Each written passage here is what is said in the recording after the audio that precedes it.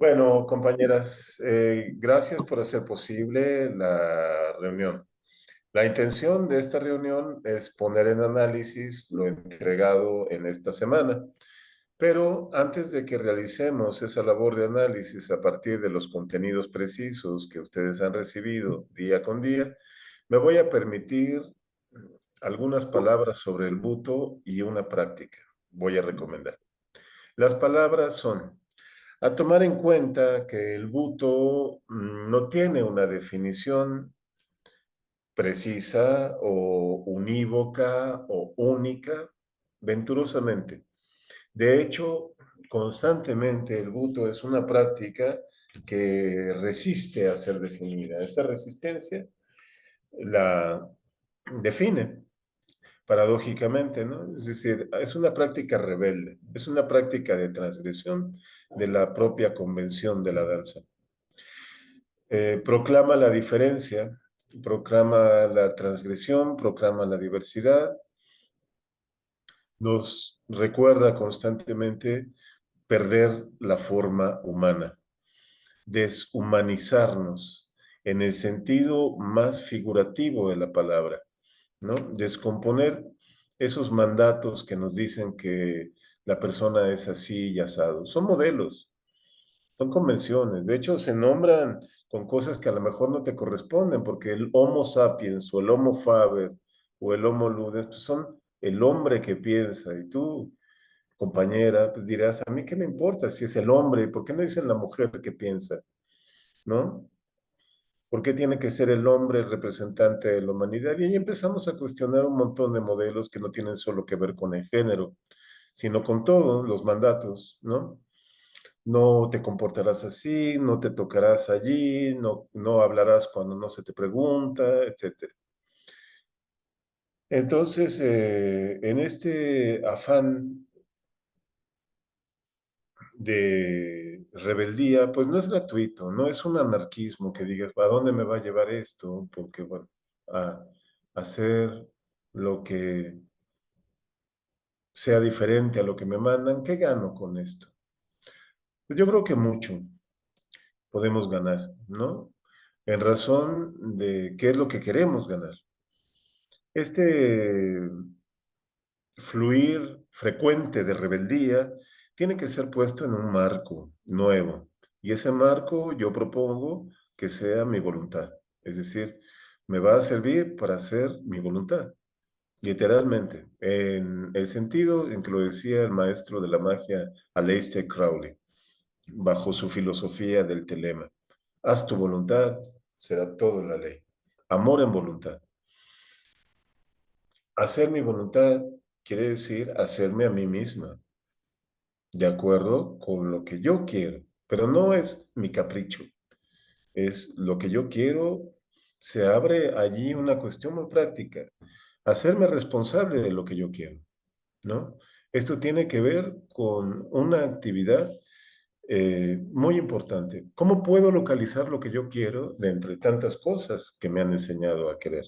O tantas cuestiones que no sé si quiero. Incluso está eso, ¿no? Hay mucho ruido. ¿Cómo puedo ver entre todo ese ruido mental, emocional, espiritual, lo que yo quiero?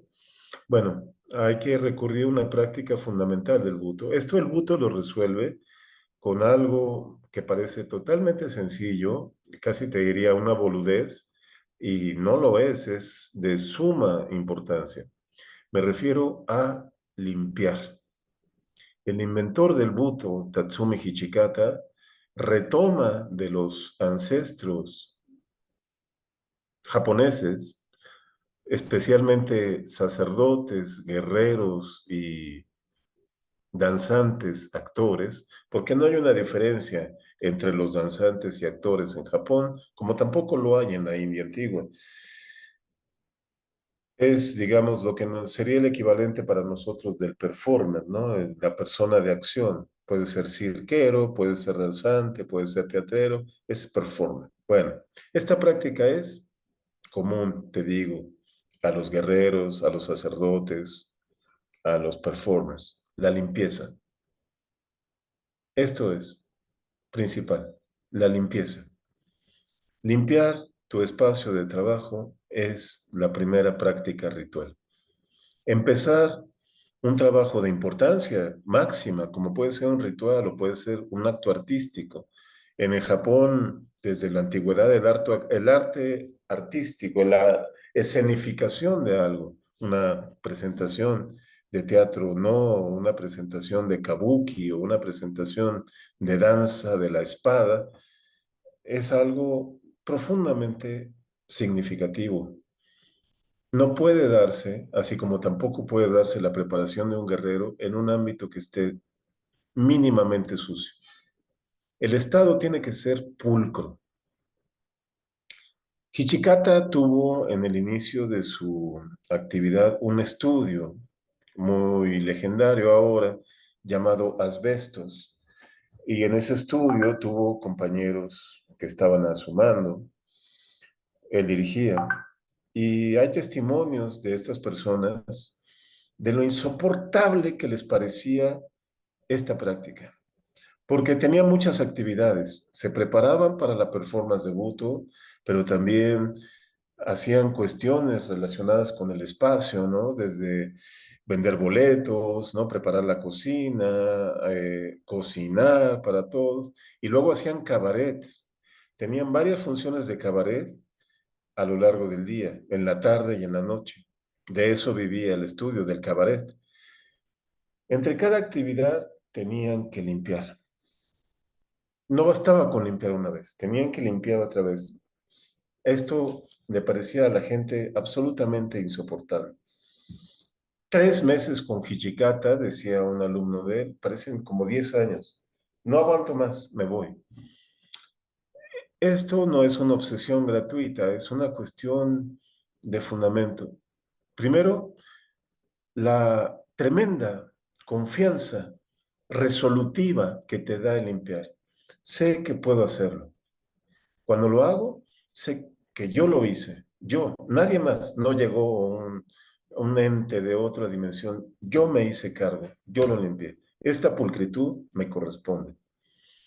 Esta práctica ahora yo la quiero llevar a un estado mental por medio de una figura que me ha servido mucho, que se llaman las masas mentales. Propongo trabajar la limpieza con las masas mentales. ¿Qué son las masas mentales? El pensamiento crea una masa, es decir, una dimensión energética, tal cual cualquier volumen. Esta taza tiene muchos atributos, ¿no? Así le llaman. Pero un atributo es la masa.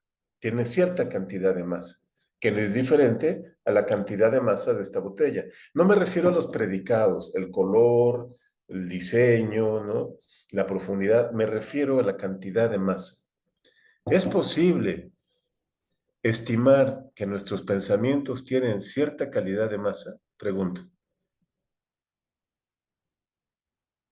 Sí, dice Laura. ¿Cómo sería eso, Laura?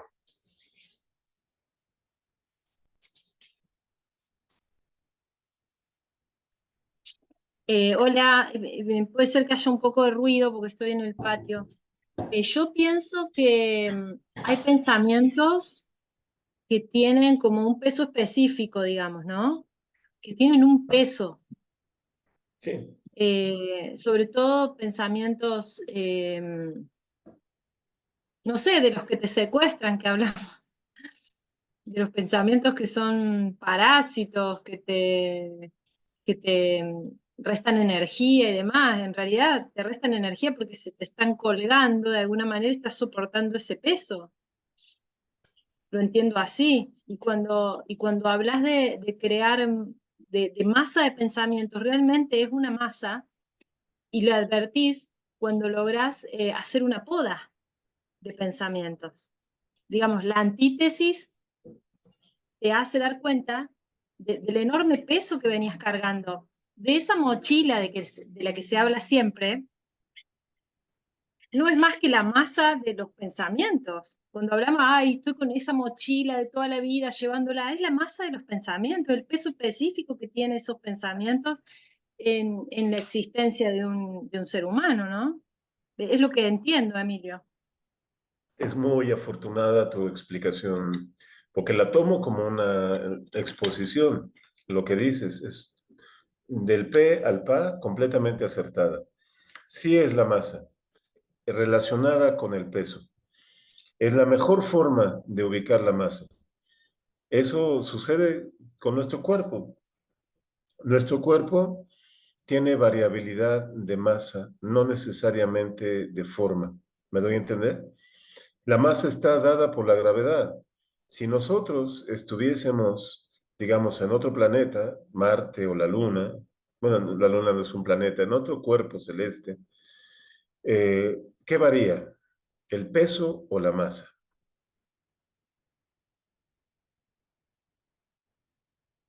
¿Mm? El peso, creo, Ujú. porque la masa es la misma. La masa es la misma, no vas El a... tema es que no, cambia la gravedad. ujú. Eso tiene que ver exactamente con la gravedad, que es la gravedad una fuerza de atracción, ¿verdad? Ujú.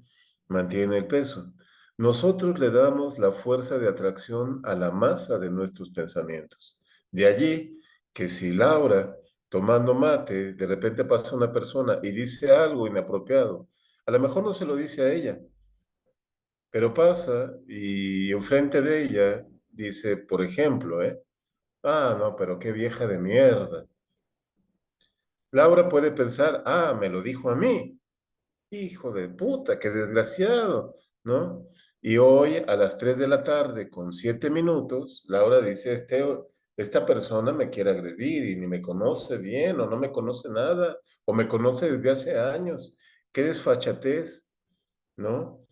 Y hoy a las 3 de la tarde con 17 minutos, ese pensamiento tiene el peso de esta tapita, ¿verdad? Pero ¿qué pasa? Que la fuerza de gravedad de la atención de Laura hace que esta tapita a las 6 de la tarde de hoy ya no tenga el peso de esta tapita, sino tenga el peso de este termo de acero, ¿no? Y a las 9 de la noche, a lo mejor, eso ya no tiene el peso de esta tapa de acero, sino tiene el peso de toda esta serie de objetos que tengo aquí, ¿no? Es decir, aquí ahí lo que ocurrió es que la gravitación emocional que le damos a las cosas, a las experiencias, a los hechos, aumenta la masa mental. Sí, Laura. A mí me parece que, y lo digo porque me ha pasado, creo que nos pasa a todos, que nosotros engordamos los pensamientos. La masa, por ahí es un hilo, ¿eh?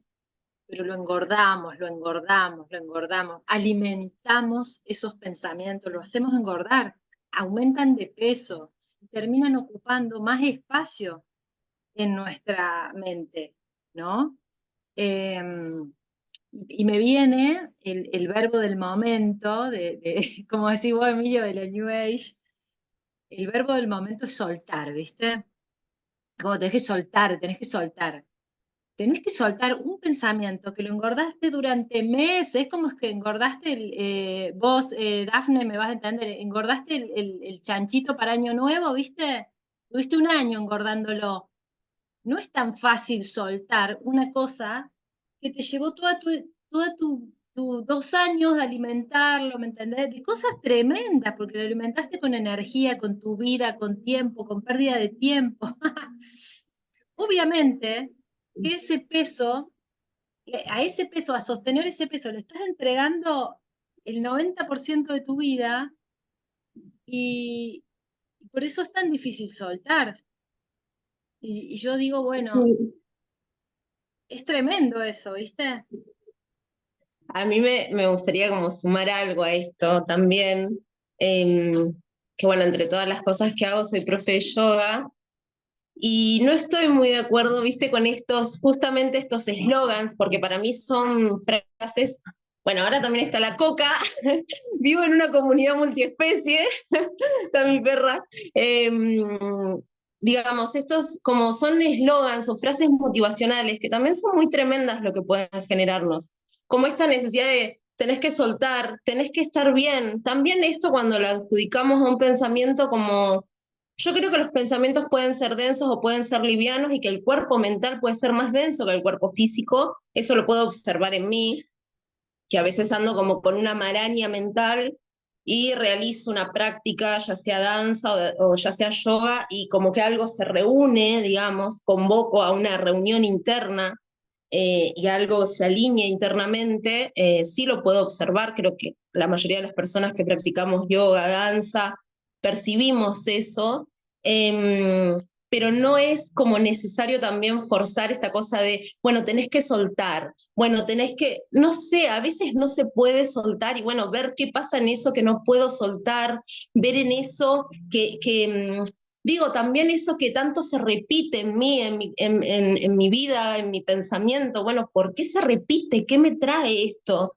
No es tan fácil. Y también esto como que, esto de respetar, mi hermana, respetar esto de los procesos, ¿no? Del proceso del otro, o sea, como abrazar eso que nos pasa. No, a veces no estamos livianos y livianas y digo, como pasa físicamente, pasa mentalmente y pasa emocionalmente. A veces sentimos una densidad, una, ¿no? Ahí, un peso.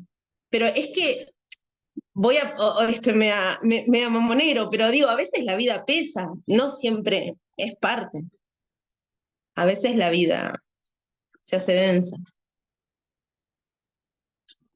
Quiero agregar algo, Dafne, a esto que vos, es como vamos tirando de la piola, ¿no? Pero yo también pienso que el hecho de estar alerta es una enorme actitud, aún en los momentos más oscuros, ¿no? Estar alerta, porque por ahí es un chispazo que pasó a 5 metros, por ahí es una pequeña cosa que, que te trae a un territorio propio que a lo mejor no es actual, pero que sí forma parte de tu madera, de tu ADN, y es un algo que te empieza a sacar para otro lado, no para el lado en el que estás enclaustrada, ¿no? Con ese dolor o con ese ostracismo en el que podamos estar. Parece que la actitud de estar alerta y estar atento a lo que se va viviendo, porque aún en esos momentos oscuros uno sigue funcionando, vos seguís dando clase de yoga, yo sigo con mis tareas, aún en momentos oscuros, me parece que el hecho de estar alerta es la salida, es realmente la salida de eso, porque es como, yo el verbo soltar últimamente lo entiendo así, como tenés un jarrón de cristal en una mano y tenés, no sé, una vasija finísima de porcelana, ¿no? Y veo que mi hija está a punto de cruzar la calle, ¿me entendés? Es muy simple que la atropelle un auto, todo lo que tengo en la vida es eso, y yo estoy muy prestando atención a la porcelana y al cristal, y cuando veo eso, que es un chispazo, largo todo. Entonces, el tema no está en cómo hago para soltar esto que me oprime, sino el acto de advertir que hay algo por fuera de todo ese micromundo que me construí, que también tiene una información para mí. Y empezás a tirar de esa piola, resulta que afuera de esa nube, de esa burbuja en la que estabas, estaba realmente tu vida, ¿no? Porque, digamos, la vida no está en una burbuja que vos te construyas. La vida está en cada cosa que vos crees en la que vos creás por estar mirándola tan solamente, ¿no? Eh, y esto que digo lo corroboro con mi propia vida, digamos, a mí me funcionó así. Lo que pasa es que a veces uno no le pone el microscopio a esas grandes epopeyas que libró, ¿no? Que son sencillas, ¿viste? Las grandes cosas son boludeces tal vez, pero estructuran una salida posible para mí, ¿no? Sí, re, no, yo a lo que voy es que muchas veces estas frases como esta cosa de soltar o sea, como que quiero que se entienda, ¿no? Que es como lo dejan en un lugar muy, como muy individual a la persona, como muy arrasada su individualidad. Y eso me parece como súper fuerte. El otro día leía la poesía de Bertolt Brecht, La infanticida de Mary Ferrer, que es tremendo, digamos, en el sentido de lo que se plantea, que termina cada estrofa diciendo, y a ustedes les ruego se abstengan de condenar, pues toda criatura necesita ayuda de todas las demás.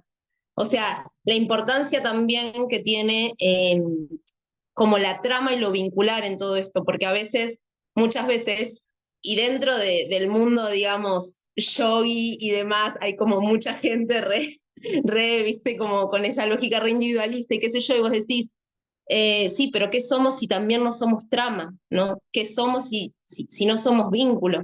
¿Qué somos si no somos inclusive los que nos constituyeron, los que nos constituyeron y nos precedieron y no conocimos, no conocimos en este mundo, en este aquí, en este ahora? Entonces vos decís, ¿cómo queda el ser humano arrasado, ¿no? Una individualidad donde todo, esta cosa de, bueno, vos tenés que poder, vos tenés que, es como, y también creo que vale permitirse no poder, digamos, ¿no? O sea, como que a veces tengo esa sensación.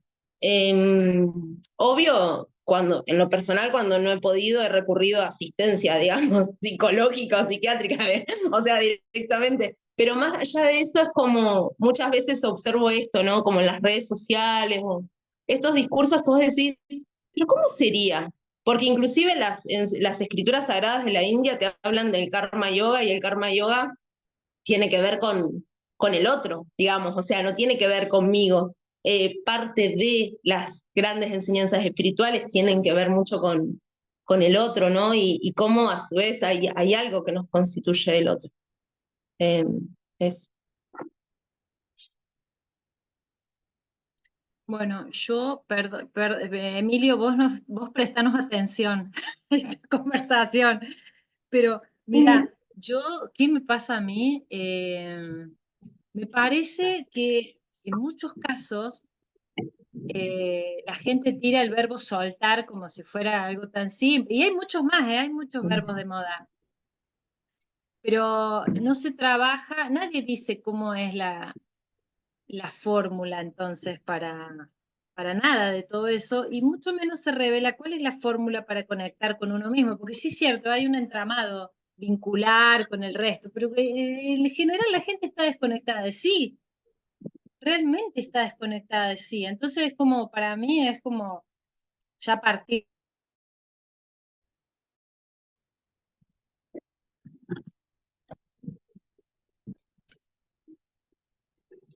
Te silenciaste, Laura. Ay, se cortó. No, te silenciaste, No, Laura. Está no sé qué silenciada, dije, Laura. no sé qué dije.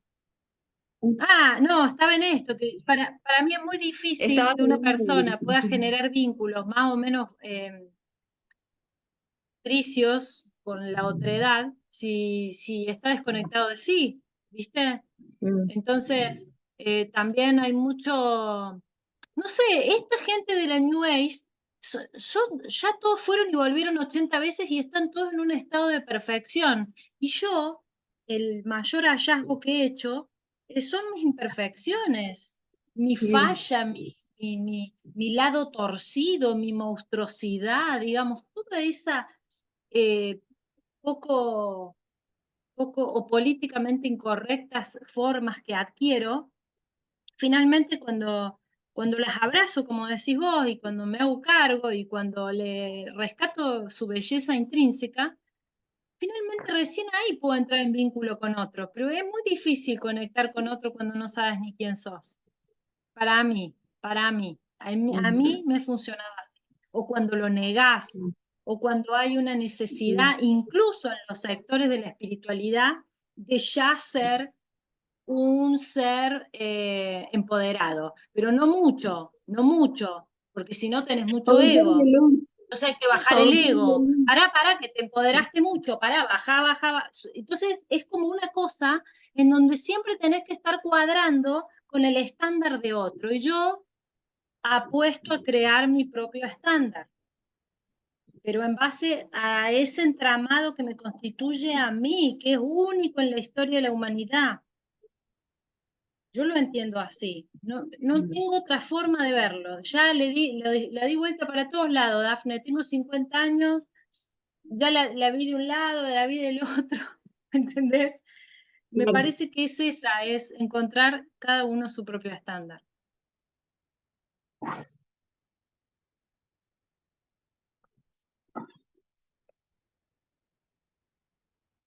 Mi hermana te está escuchando con una atención así.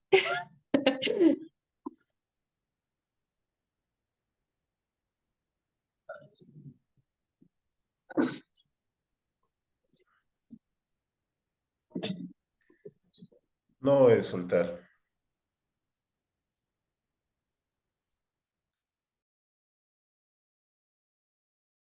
No es soltar. No podías llegar tú a una práctica samurái o una práctica ninja o una práctica de Buto pidiéndole a la gente, bueno, suelten, la idea es, hay mugre y por allí pasan pelusas, pero ustedes suelten y hagan de cuenta que no.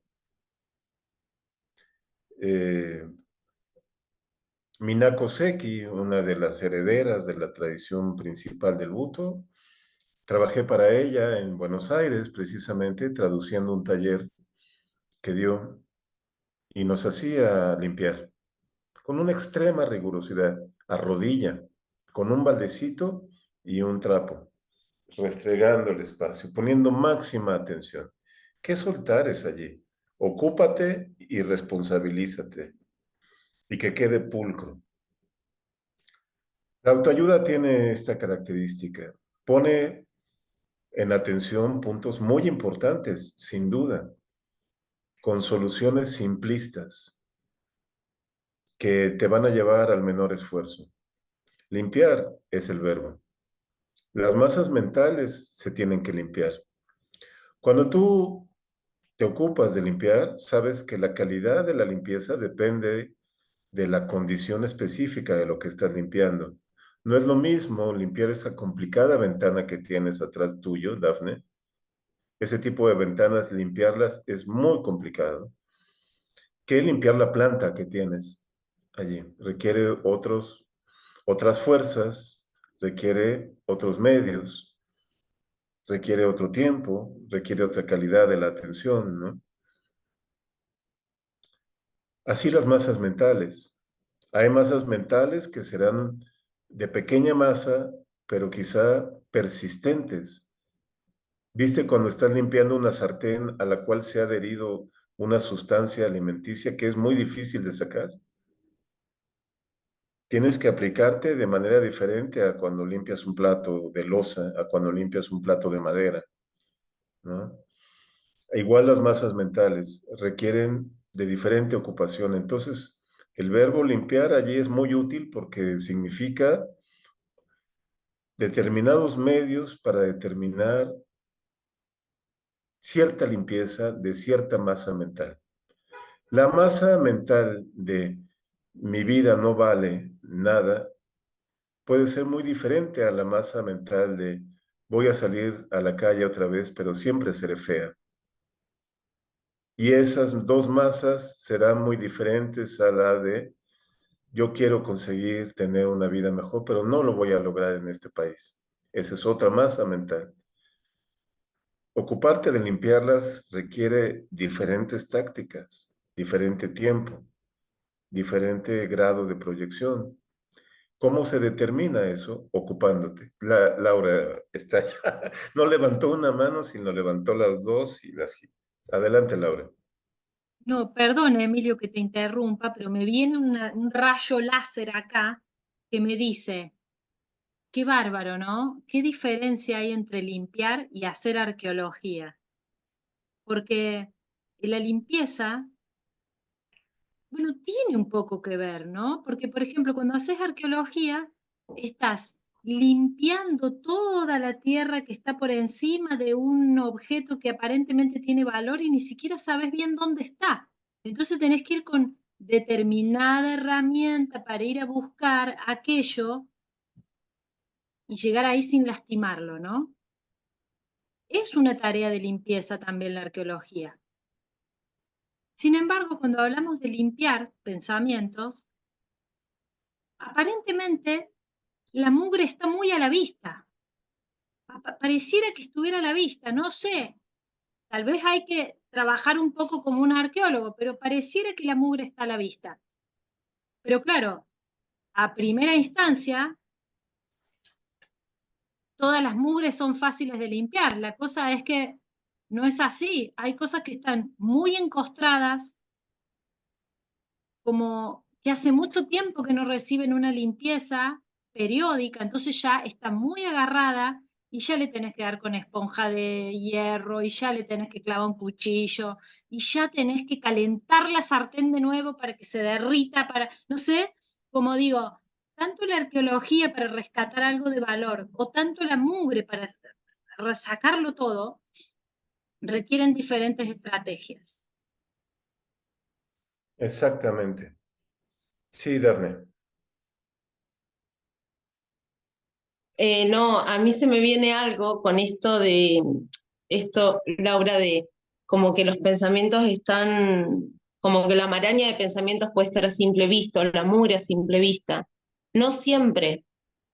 Hay algo que me parece como interesante esta distinción, que es una distinción marxista en realidad, pero esta cuestión de la superficie y lo fenoménico, ¿no? Lo que se da como fenómeno, inclusive en nosotros, en nuestra corporalidad, en los síntomas con respecto a una enfermedad que podemos tener, y lo que está ocurriendo en la superficie. Como algo... hay algo como muy interesante que tiene que ver cuando uno trabaja con adicciones, por ejemplo, que es que una cosa es la adicción, pero no trabajamos la adicción como enfermedad, sino como síntoma, porque siempre la enfermedad tiene que ver con otra cosa, y adicción tiene que ver con la no palabra, con lo que ese humano no está pudiendo decir con respecto a algo. Entonces vos decís, ah, qué interesante. O sea, algo que la mayoría de las personas, digamos, en la sociedad lo ven como, ah, tiene una enfermedad, es adicto a. No, no, no, no, está teniendo un síntoma.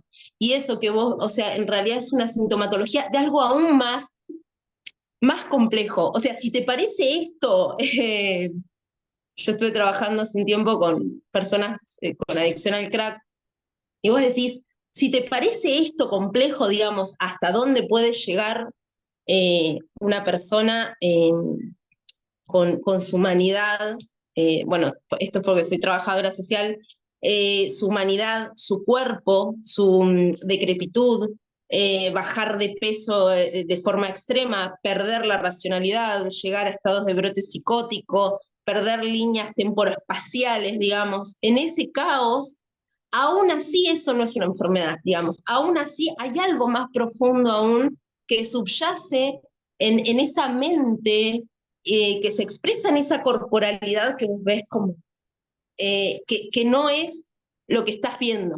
O sea, esta cuestión que lo decía Castoriadis, ¿no? El homo videns, el hombre que solo cree en lo que ve.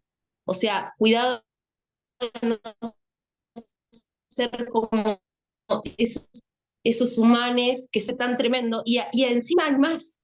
O sea, es como una gran capacidad que tiene como, hay algo fascinante que tiene como el cuerpo, ¿no? Cuando lo empezamos a pensar de la piel hacia adentro, esta cuestión, ¿no? Que distingo de la piel hacia afuera y la piel hacia adentro, ¿no? Trabajar lo propioceptivo. ¿Qué pasa con la mente? O sea, hay una mente que parece que está como en la superficie, que es como, no, yo soy consciente de lo que estoy pensando. Y en el fondo vas buceando y te encontrás con que hay, ¿no? Eso es como lo impresionante del ser humano, ¿no? Como eso es. Está bueno esto que traes de las adicciones, es un gran ejemplo.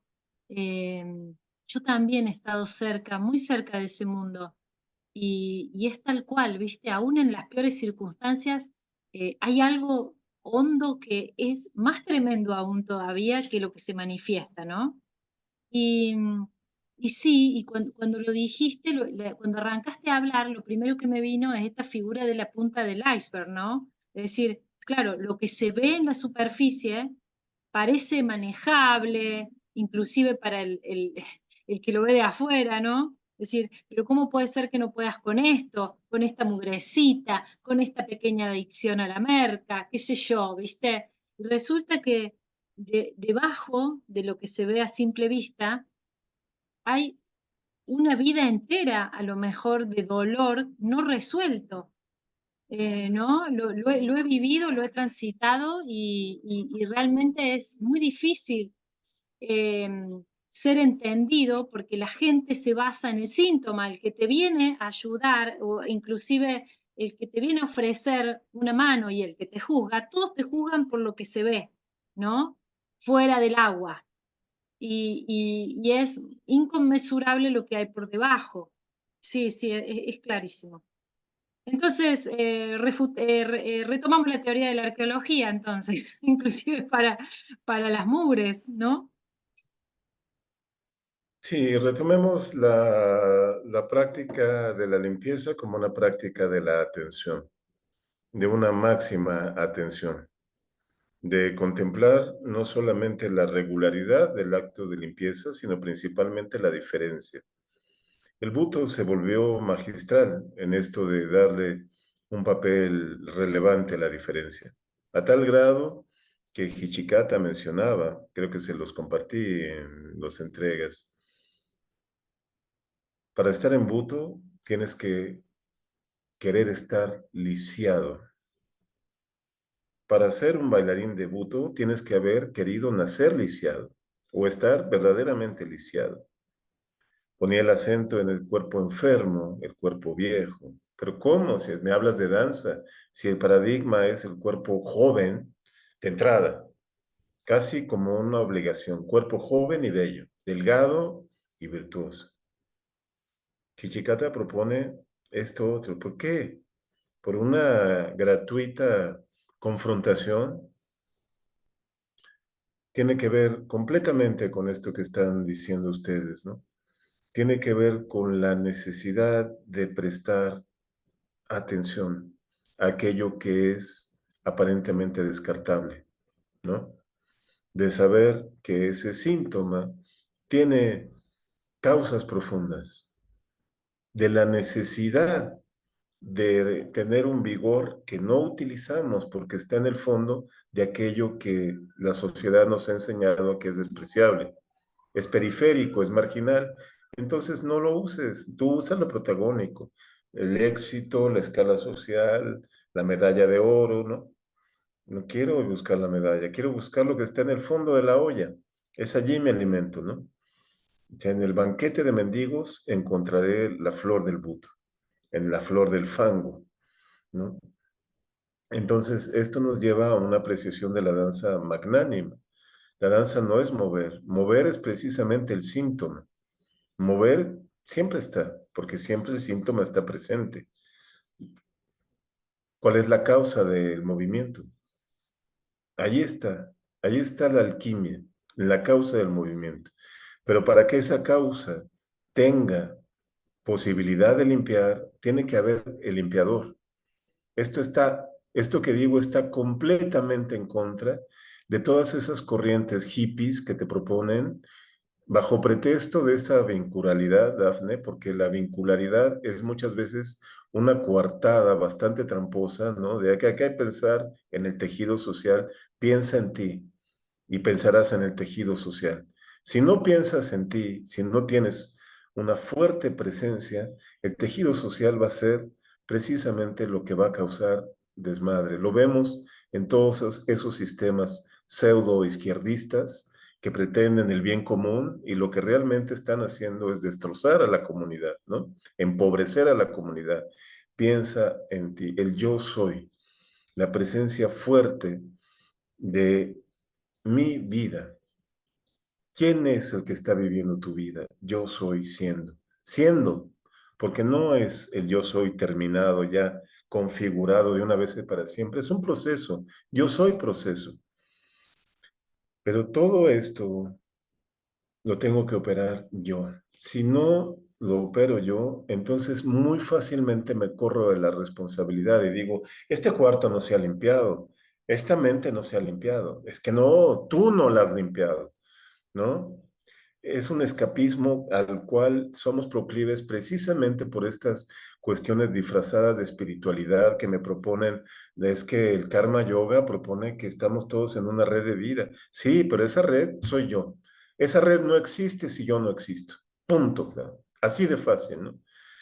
Es que hay que disolver el ego. El ego es malo, es un demonio. Hay que trabajar contra el ego. Pierde el ego. Pierdo el ego y me pierdo mi vida. Pierdo todo el valor de la existencia, ¿no? La existencia se convierte en todo aquello que pasa mientras yo me ocupo vanamente en perder el ego, porque además no se puede. El ego es un invento muy reciente, compañeras. Ni siquiera nosotros sabemos si las antiguas tradiciones decían eso. Para saberlo necesitaríamos saber copto, necesitaríamos saber sánscrito, necesitaríamos saber el lenguaje original en el que fueron emitidas esas antiguas tradiciones, ¿no? No que venga una maestra con ropa de manta y me diga, no, no, los Upanishads decían esto. Ah, sí, vamos a ver los Upanishads, realmente, en sánscrito, para saber si decían esto. Porque eso lo estás diciendo tú. No sé si lo decía el Bhagavad Gita, ¿no? O lo decían los mayas. ¿No? Vamos a verlo, porque no me hace sentido que me estés pidiendo que me desvanezca. Si de por sí ya me empobrecen los impuestos, me empobrece la carestía, me empobrecen tantas cosas, ¿no? Yo misma me empobrezco. Entonces, esta labor de limpieza tiene que ver con el fortalecimiento proporcional del yo que somos. No sé si les haga sentido esto, pero a mí me hace completamente sentido. ¿Quién limpia? Yo limpio. A tal grado me parece importante esto que te pediría esta práctica. No le he dicho la práctica todavía. La práctica consiste, en primera etapa, en determinar cuáles son tus masas mentales, qué tipo de masa es, cuánto pesa y dónde está. Eso es, un reconocimiento básico. Si quieres, tienes que hacer un diagrama del cuerpo y ponerlas en representación. Eso sirve mucho, ¿no? Pero para hacer este diagrama, yo te pediría que primero que nada escribieras en una parte de tu cuerpo con un avirome, con un bolígrafo o pluma, le decimos en México, la frase yo soy siendo, en una parte donde nadie más lo vea más que tú. Y que por lo menos durante 5 días la reescribas. Esto es importante como un fortalecimiento psíquico del yo soy siendo. Y a la vez que haces esa práctica de ubicar estas cuestiones en ti. ¿Alguna pregunta al respecto ahora? Sí, Emilio, yo te quería preguntar, porque me interesa mucho esto. Dijiste en principio reconocer las masas mentales que tenemos, ¿no? Como armar una clasificación, lo tomé así yo. Armar una topografía. Una topografía, sí, sí, pero bueno, primero las identifico y después las ubico, ¿no? Las ubicas en tu cuerpo. ¿Dónde están? Tienen partes del cuerpo. Si la parte es Claro, extensa, bueno, a lo mejor es extensa, quizás estén en toda la piel, o quizás no solo en toda la piel, quizás en la piel de la espalda nada más, sí. en cierta Y después articulación. hacemos como, una vez que la identificás y la ubicás, haces como un desmembrar de qué están constituidas esas masas, desmembramos, las desmenuzamos, a ver hasta dónde llegamos, porque Ya, a lo mejor hay cosas que se puede llegar muy simplemente y otras que cueste desentramar, ¿no? exactamente, eso ya es una labor de análisis, de limpieza. Ya el ponerles atención es un comienzo de la limpieza.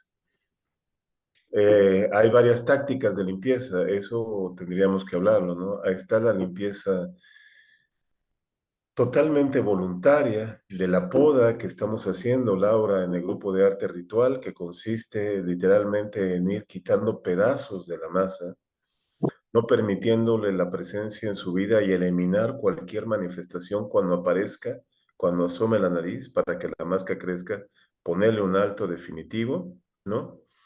O hay podas que requieren mecanismos más físicos, te diría, ¿no? Una poda general que siempre viene bien, ya creo que te lo había mencionado, Laura, no sé si hiciste esa práctica en ritual, pero es darte baños de orina, de tu propia orina. No. La primera orina de la mañana, que es la que tiene la mayor condensación de los líquidos limpiadores que tenemos, ¿no? Como el amoníaco. El amoníaco, por ejemplo, se encuentra en otras formas químicas a la venta, pero no es igual que el que el cuerpo produce. Es como la saliva. Tiene un enorme beneficio aséptico, antiséptico e incluso antiinflamatorio. Entonces, tomar la primera orina de la mañana tal cual está, en la ducha, ahí orinas en un balde y te bañas primero con la orina. Te bañas y te friccionas, te restriegas, te lo pasas en la mayor parte del cuerpo, especialmente allí donde sientas las masas mentales más atroces. Y luego te duchas. 5 días de baño con la propia orina te cambian poderosamente la energía. ¿Hace sentido lo que digo para ustedes?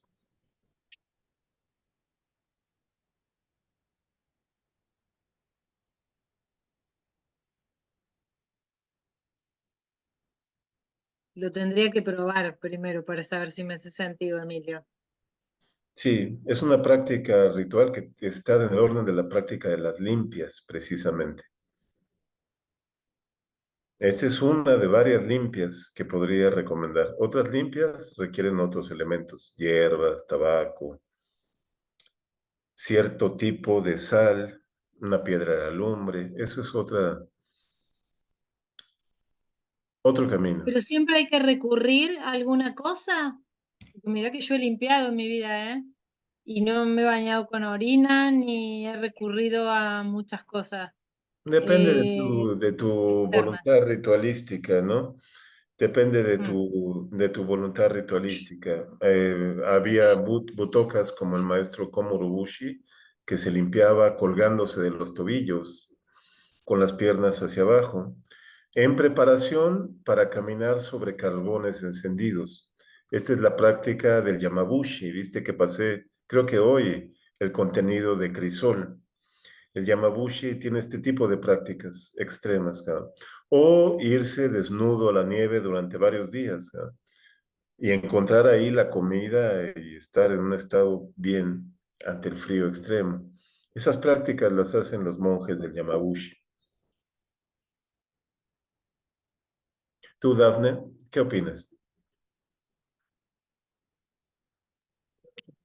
No, no lo he hecho. Hace un tiempo hice una que fue la limpieza del huevo, me hice.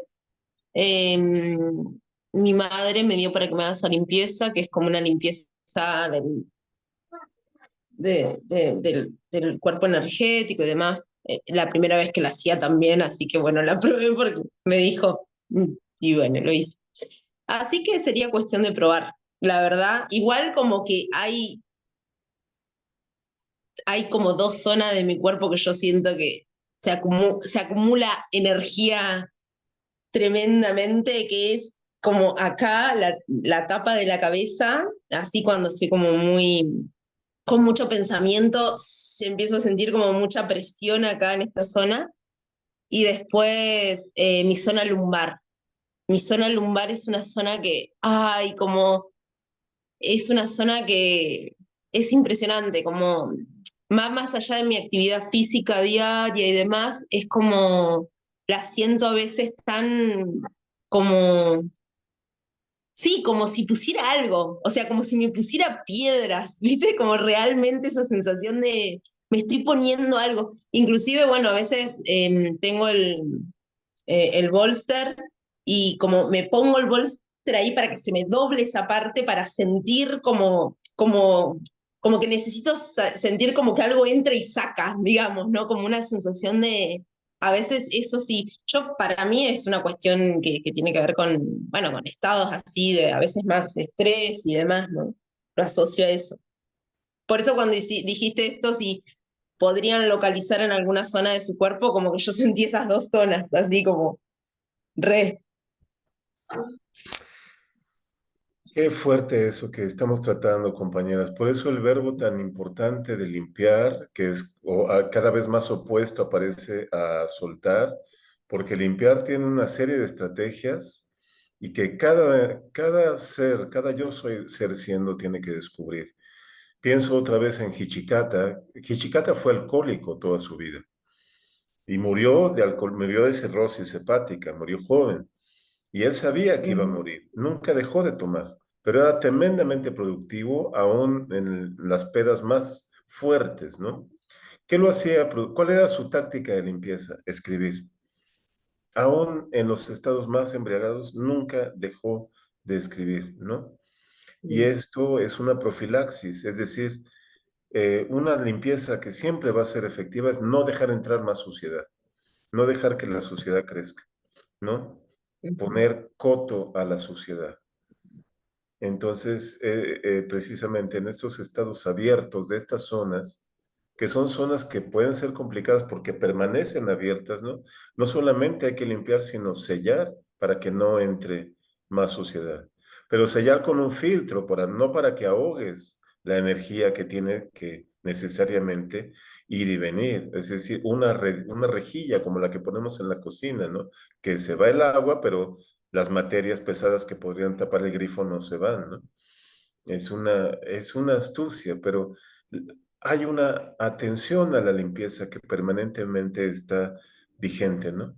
Ciertas palabras, no decírtelas, no dejar que la gente te diga ciertas palabras, eliminar ciertas relaciones, ¿no? Eso es sumamente importante. ujú. Es una serie de estrategias, no una sola, repito, diferentes masas mentales requieren diferentes estrategias para ser limpiadas. Sí, Laura. Bueno, acá llegamos a un punto que me encantó eh, por dos cosas. Una, Emilio, nombraste a este bailarín, coreógrafo era, ¿no? Eh, del Buto, y dijiste que él era alcohólico y una de las maneras tal vez de limpiar que él tenía era a través de la escritura, ¿no? Bueno, yo me siento muy identificada con eso, con toda mi acción plástica, ¿viste? Y bueno, y también la escritura y también con la danza, ¿viste? O sea, entonces la pregunta que te quería hacer es si el acto de sublimar se parece a la limpieza. Porque, digamos, por ejemplo, hoy hace un ratito te pasé una fotito de un dibujo que había hecho, ¿viste? Ahora te lo comparto, Dafne, también. Y yo pienso, bueno, tiene tanto eso, tiene tanto, tanto, tanto de mí.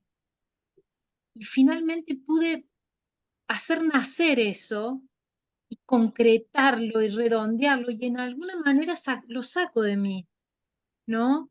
Lo, y encima le doy una utilidad, ¿no? Lo derramo de alguna manera. Eso me parece que se asocia a la tarea de limpiar también. Bueno, esa es una pregunta que te hago. Y después, esto de limpiar eliminando palabras, eliminando relaciones, eliminando cosas, objetos, acumulaciones, ¿no? Digo, qué gran lugar que le dejamos para que sucedan otras cosas, ¿no? Cuando, cuando cortás con un vínculo tóxico, porque uno también se volvió tóxico, obviamente. Acá nadie se cayó del cielo, pero digo, no siempre el tóxico es el otro, digo, por ahí uno llega a una situación de toxicidad o uno llega a emplear palabras y está dando vueltas siempre sobre lo mismo y no suma nuevas palabras que describan el sentir que uno tiene. Es como que te ahogas en las propias pocas palabras que conoces. Digo, me parece que ese cuidado de nuestro acervo de vocabulario, ese cuidado de nuestro entorno, de nuestros objetos que seleccionamos para incluir en nuestra vida, la selección implica sacar cosas, necesariamente, porque todo no entra, hay que hacer un recorte. Entonces, ¿con qué preferimos quedarnos, no? Bueno, eso me parece como re interesante. Bueno, pero te había formulado una pregunta.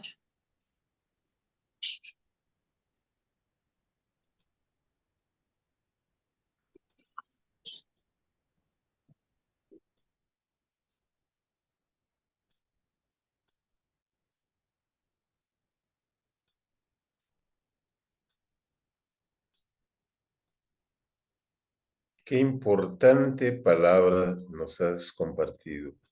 Qué importante verbo, sublimar. Casi que me ha entrado hambre de ponerlo así, encontrar varias hojas y ponerlo así lo más grande posible. Me ha entrado hambre de escribirlo en la pared que tengo enfrente, de tomar una brocha y con pintura roja. Es un verbo clave de la alquimia. Sublimo expulsando, sí, pero también sublimo ingresando pensamientos benéficos. Sublimo expandiendo la calidad de una experiencia. No solamente evito que el pensamiento me destruya, esta vida no tiene sentido, ¿no? Esta vida me gusta porque siento placer al caminar. Los butokas usaban mucho la sublimación a través de los cambios de ritmo muy drásticos, ¿no? Ahora que acabemos la sesión, este poquito de agua me la voy a tomar, pero en 10 minutos. Y solamente me voy a poner la alarma del reloj y me voy a dedicar 10 minutos a beberme esta agua. Me voy a tocar. El acto de autoerotización es una sublimación tremendamente importante para una persona, más para un bailarín, porque permite un recambio energético que a lo mejor de otra manera no podrías conseguir. El acto de acompañar a tu hermana, Dafne, un acto que puede encarnar una sublimación exquisita. Ya el hecho de que la tengamos presente en la reunión y haya conectado de una manera tan importante con Laura, es una sublimación, tanto para Laura como para ella, como para nosotras. Sí, cuando Laura estaba hablando, ella estaba así apoyada en la mesa, escuchándola con atención plena. Eh, Así que nada, como súper contenta que haya estado como en este momento, Carola. Gran sabiduría del cuerpo que sabe tomar lo que necesita para sublimarse. Es un gran poder que tenemos. La experiencia nos otorga bastante, pero aún así nosotros podemos darle más a la experiencia y crear nuestra propia experiencia. Pues se nos ha ido la sesión como agua. No sé si podamos realizar el análisis de lo entregado en bruto, porque ya no hay tiempo, pero sí quiero agradecer esta dedicación a un tema que me parece central y que creo que fue provechoso. El análisis de los contenidos, pues si quieren lo podemos hacer en el chat. Requiere de mucho tiempo y atención. Para mí es un lujo que nos podemos dar este mes, de tener acceso a varias visiones y recursos para estimar cuestiones que en la vida común son hasta indeseables, ¿no? Como la crisis, como la paradoja, y que en el buto encuentran flores, encuentran vigor, color y sublimación. Bella tarde, compañeras. Muchas gracias. Bueno, Chao, nos muchas vemos. gracias a los dos. Gracias, Chao. gracias, que estén bien. Chau, chau. Chao.